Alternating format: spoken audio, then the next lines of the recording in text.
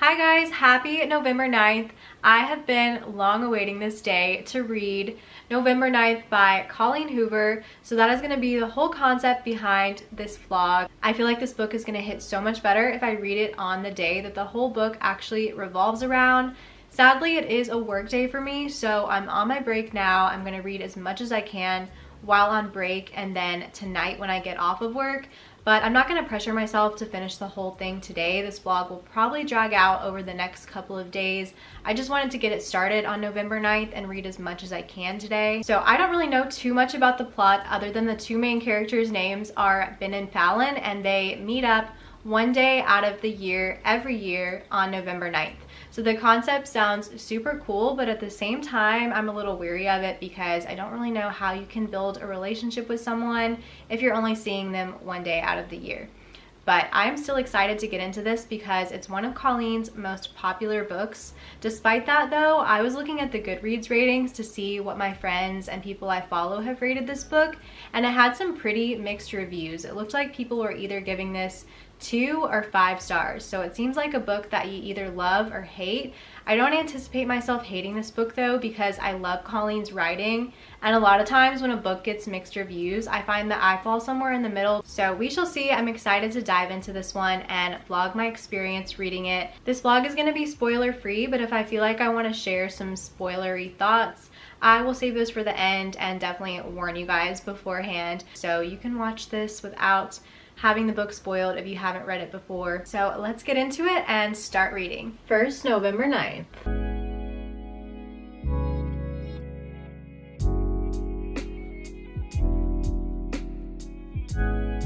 Okay, so Fallon's in this diner having dinner with her dad, and she was in a house fire, so the whole left side of her body is scarred, and her dad is being such a jerk to her, tells her that basically she should give up her dream of becoming an actress because of the way she looks.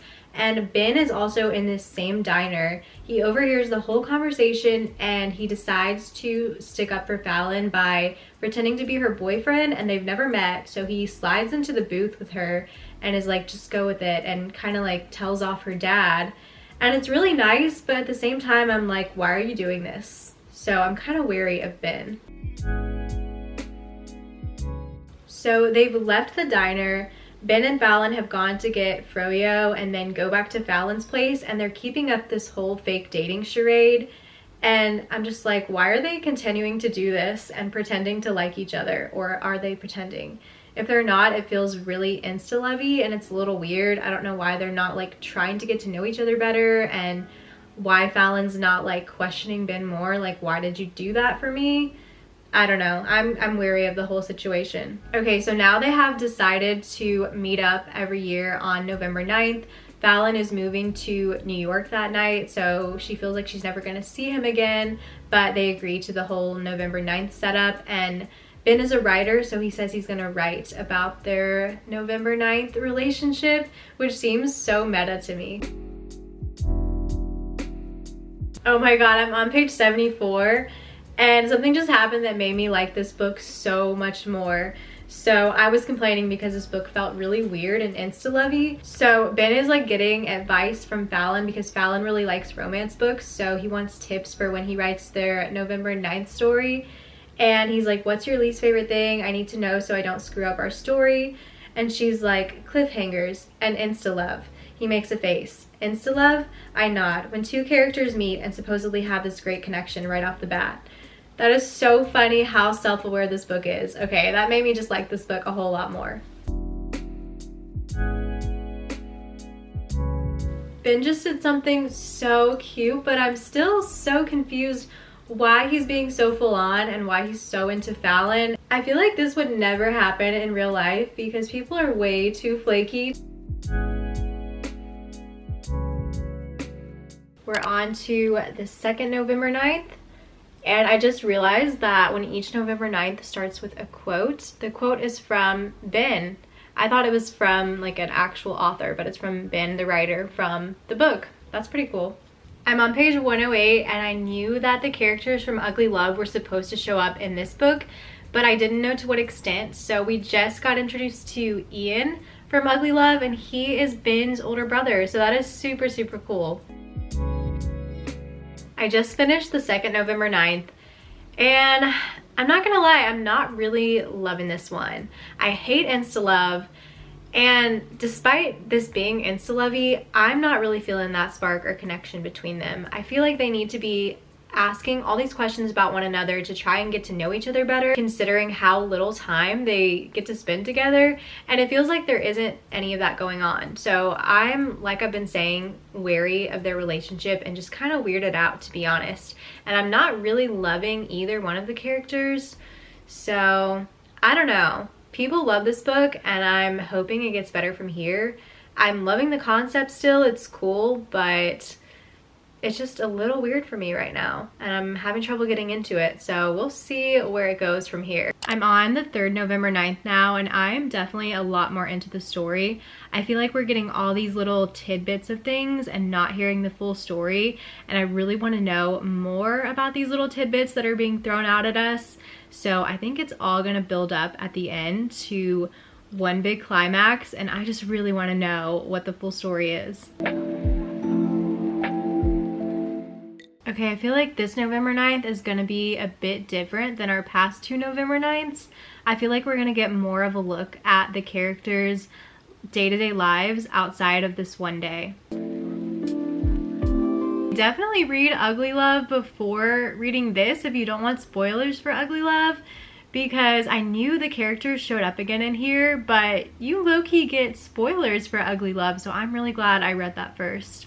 And I recommend reading Ugly Love before this if you don't want to know how Ugly Love ends. Oh my god, tell me why this thing that I thought might be a little something in the third November 9th, I was right. I was right, I predicted it in the fourth November 9th. It was something. This is insane. I knew it. I knew it was gonna happen. I don't condone it, but I understand why it happened. To me, it's not a deal breaker. I feel like they can come back from this, but oh my god, there needs to be a lot of groveling involved. I just finished the fourth November 9th.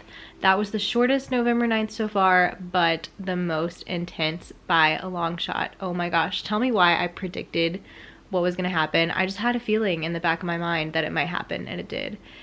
Wow, this book, I'm so much more into it now. I'm hooked. I'm loving it. Oh my god. It's so intense, but it's so good.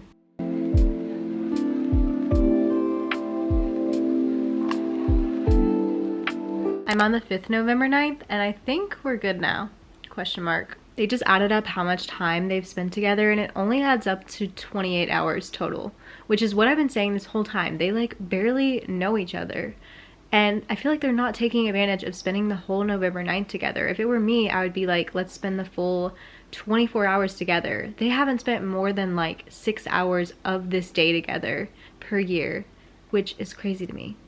I made it to page 220. I'm still on the 5th November 9th, but I think I'm gonna call it a night. I'm really proud of myself for making it to page 220. I did not think I would make it that far on my first day of reading, but I have like less than 100 pages left, so I definitely think I'll finish it tomorrow. But Colleen's writing does this to me every time. She sucks me in and I cannot put the book down. But I'm definitely loving this so much more than when I first started. I can't wait to find out what's gonna happen. I'm just so into the story. Hi guys, it's the next day. Last night I made it to the halfway point of the 5th November 9th.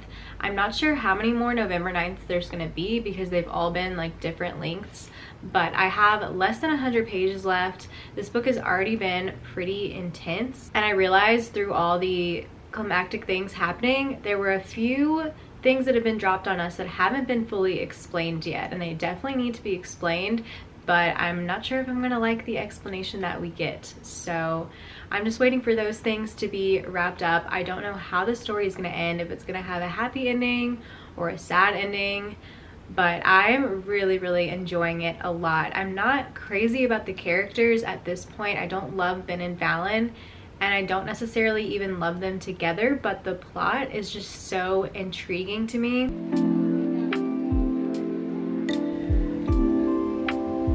She found his manuscript for the November 9th book he's been writing, but he hasn't wanted her to read it yet until he's done with it. Oh my god, she's about to read it. This could either be really good or really bad.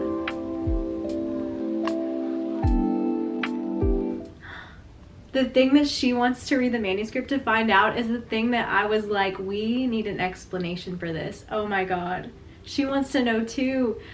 I'm scared.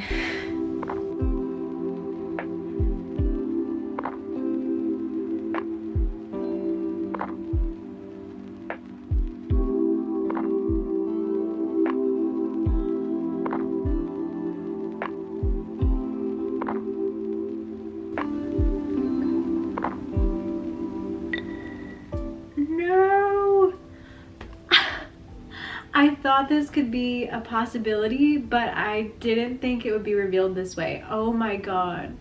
Now everything feels so fake. Oh my god. I've made it to the 6th November 9th.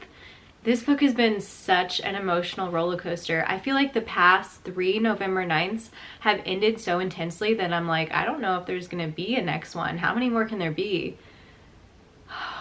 This might be the last one.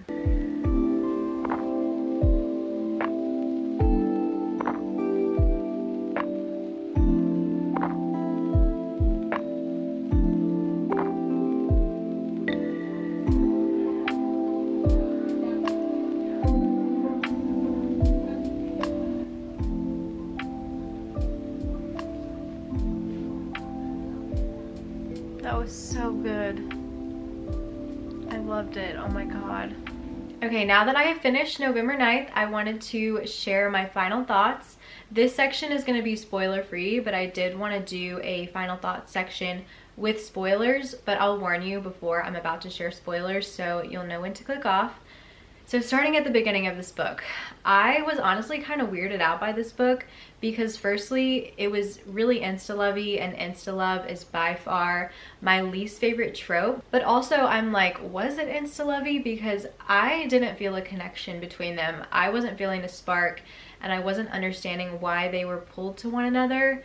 I also didn't like how they weren't really trying to get to know one another. Even through the first couple of November 9ths, I felt like they were not taking advantage of the time they had together. They weren't asking each other questions. They weren't trying to learn more about one another. So I kind of felt like both of the characters maybe had some ulterior motives for why they wanted to be with one another.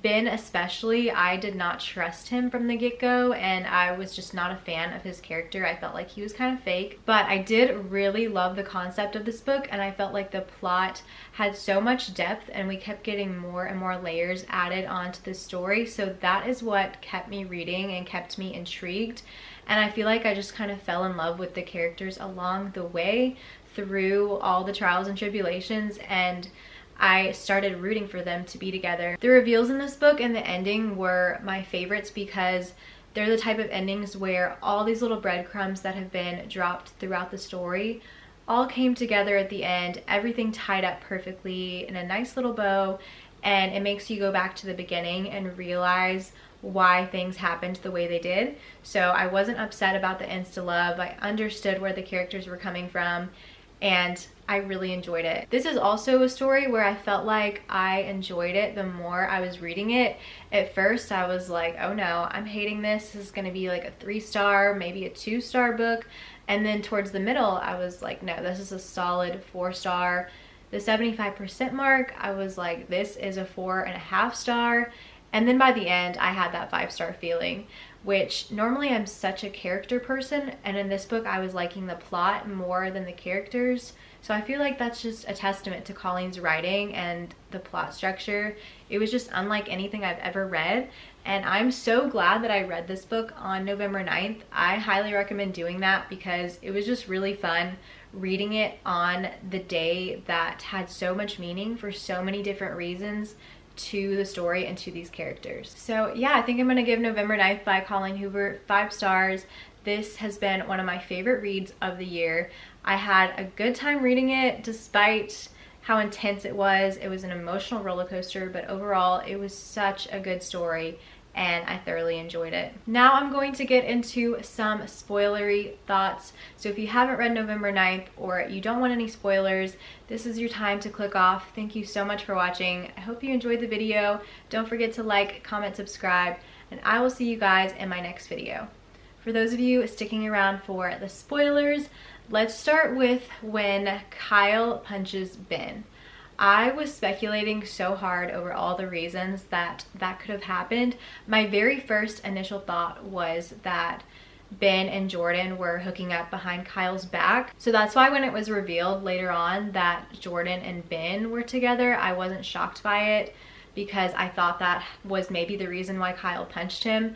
But that happened like a week prior to Kyle and Jordan's wedding, so I was like, the timing doesn't really make sense, and then they ended up going through with the wedding, so I don't think that's the reason why. But then when Kyle died in the car crash and it was revealed that Jordan was pregnant, I was like, wait, what if Ben is the father of Jordan's baby and they orchestrated this whole car crash to get Kyle out of the picture? That was one of my other theories. So when Ben and Jordan got together, I don't know, I wasn't that upset by it because I understood. Ben kind of felt like he and Fallon had no future together. Jordan was grieving. They were both grieving Kyle. They were kind of in this situation where they were both raising Oliver, so I feel like they just were leaning on each other and needed that emotional crutch. So I really understood where they were coming from, and I wasn't shocked or super upset when they got together. I honestly thought it was more messed up for Jordan because it's literally her dead husband's brother, so that was kind of weird. But I understood, like, from Ben's point of view especially, why he felt the need to get with Jordan. I feel like it was more out of just needing comfort and support as opposed to like actually having a connection with her. So that to me wasn't a deal breaker. I felt like they were gonna come back from that. But then when it was revealed that Ben started the fire, I thought that was gonna be the end all be all until we understood more of his side of the story. One thought I had for Ben's reasonings for being with Fallon, I thought that potentially Fallon's dad, since he was an actor and in the acting industry, I thought there was a chance that maybe Ben was an actor and he hired Ben to be Fallon's boyfriend because he was carrying all this guilt about the fire. I also thought that the November 9th was a movie like Donovan was in, or he was directing it, and he hired Ben as a writer for this movie, and he was kind of like fake dating Fallon for this screenplay of the November 9th movie. I thought that could be another potential reason for them being together, so I was really wary of Ben. One other last thing that's like kind of weird for me to think about, but my brain just goes there. If Ben's mom hadn't died and had stayed together with Donovan, Ben and Fallon could have potentially been stepbrother and sister, which that was one thing in this book that kind of made me feel icky. Like, I feel like I wouldn't want to be with someone knowing that our parents had dated. Even if one of the parents is deceased, like, it just kind of makes me feel a little icky and weird. But that was one of the only things that was a critique for me of this book, which is just me, like, overthinking it. But still, it was in the back of my mind when that was revealed for sure. Alright guys, that's going to wrap up my spoilery thoughts for November 9th as well as this video. Leave me a comment below. If you're going to comment anything with spoilers, make sure you put a giant spoiler warning on your comment, because I have had some books spoiled for me through YouTube comments, so I don't want that to happen to anyone else on one of my videos especially. So just put a spoiler warning before your comment if you have any spoilers to share. Thank you guys so much for watching. I hope you enjoyed the video. Let me know your thoughts on November 9th by Colleen Hoover, and I will see you guys very soon in my next video. Bye guys.